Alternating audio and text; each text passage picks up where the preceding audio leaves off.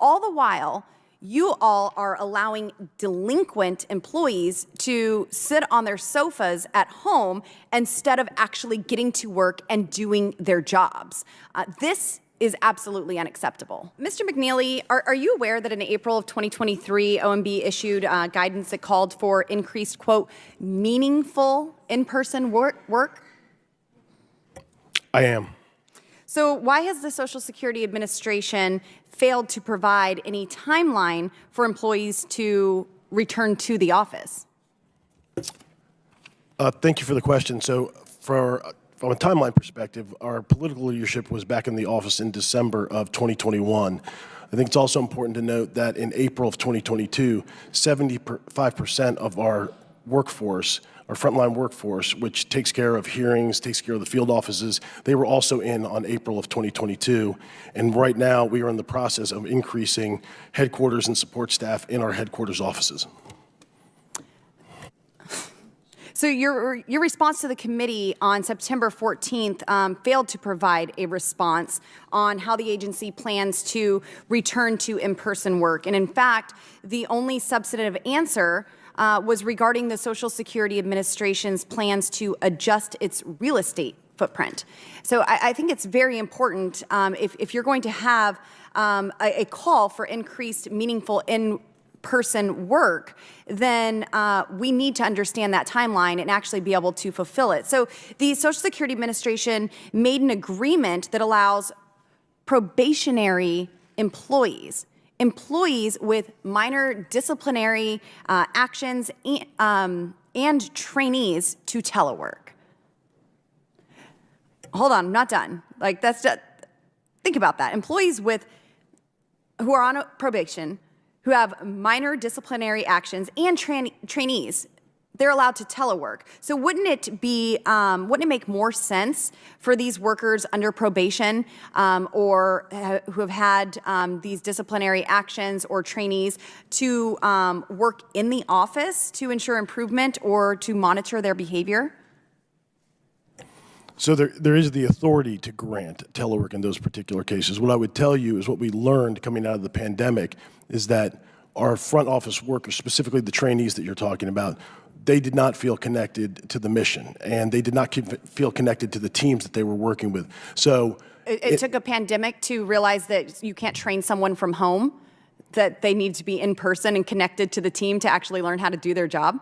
Well, no, that was the feedback that we got from them. And so when we had the opportunity to participate in a approach to get those individuals into the office so that they could work together, that's something that we do on a regular basis. Well, it's unfortunate that you even had to experiment with that and receive that feedback to understand that someone isn't going to train well from home for a brand new position.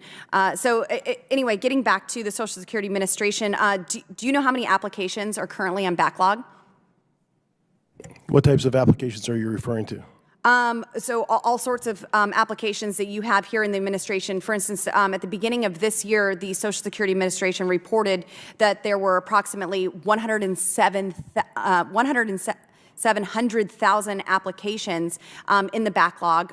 For reference, in January 2020, there were only 41,000. Now, this has resulted in several of my constituents receiving unsatisfactory customer service to receive the benefits that they have worked for their entire lives. In fact, 3 out of 5 applicants who are applying for their Social Security benefits, 3 out of 5 applicants will be denied benefits after waiting for approximately 7 months. About 8,000 people file for bankruptcy, and approximately 10,000 people die each year while awaiting a decision from your agency. All the while, you all are allowing delinquent employees to sit on their sofas at home instead of actually getting to work and doing their jobs. This is absolutely unacceptable.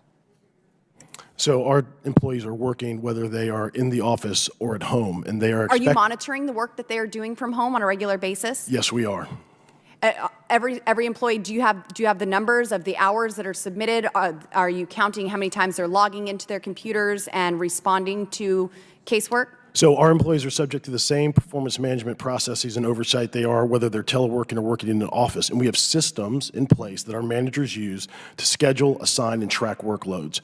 And that includes individual employee workloads in many cases. So real-time understanding of what actions are being processed at any particular given time. Additionally, our employees are required to be accessible to their supervisors, clients, colleagues, and external parties during work hours via a variety of means, including instant messaging, video platforms, and telephone. They are connected to the workplace, whether they are in the office or at the home. Then why is the backlogs for Social Security applicants increased from 41,000 to 107,000? Because we've been historically underfunded for a number of years now. I don't think you're underfunded. You're funded at the Nancy Pelosi levels. At the Democrat levels, we just continued that same funding.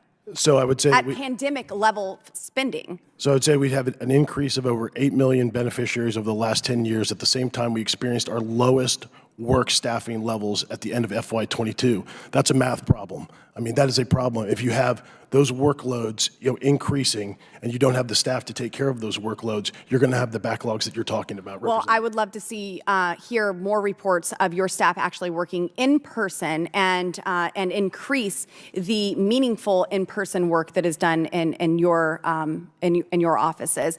I'm out of time, and I yield.